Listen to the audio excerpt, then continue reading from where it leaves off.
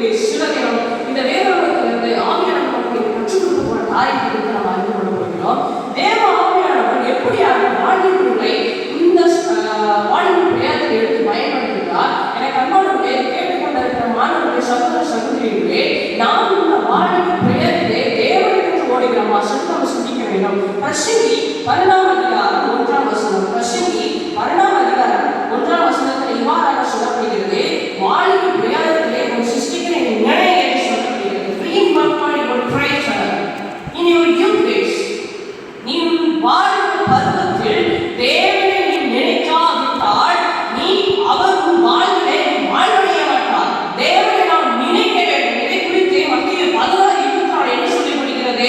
ஒருவன் கிறிஸ்துவுக்குள் அவன் கிறிஸ்துவுக்கு பின் செல்ல வேண்டுமானால் அழுதினமும் சிலுவை சுமக்க வேண்டும் என்று சொல்லப்படுகிறது. இதை நாம் செய்யலாமா? அந்த வாழ்க்கை பிரயாணத்தில் கூட நாம் தேவனை நாடி கொண்டிருக்கிறவா சற்று சிந்திக்க வேண்டும்.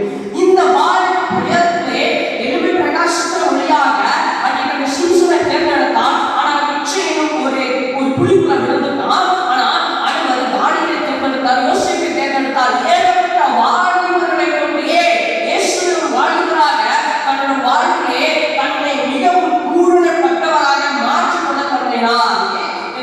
மத்திய 2ஆம் அதிகாரத்தில் நம்மளுக்கு இன்னும் விரைவாக நம்மளுக்கு இன்னும் தெளிவாக அவர் சொல்கிறாரு. மத்திய 2ஆம் அதிகாரத்தில் இயேசுவானவர் 4ஆம் அதிகாரத்தில் ஆவியானவர் என்ன பண்றாரா? 3ஆம் அதிகாரம் கடைசி 2 வசனத்தில் சொல்லப்படுகிறது. இயேசு ஞானஸ்நானப்பட்டு ஜனத்திலிருந்து கரையேறிய உடனே இதோ வானம் அவருக்கு திறக்கப்பட்டது. தேவ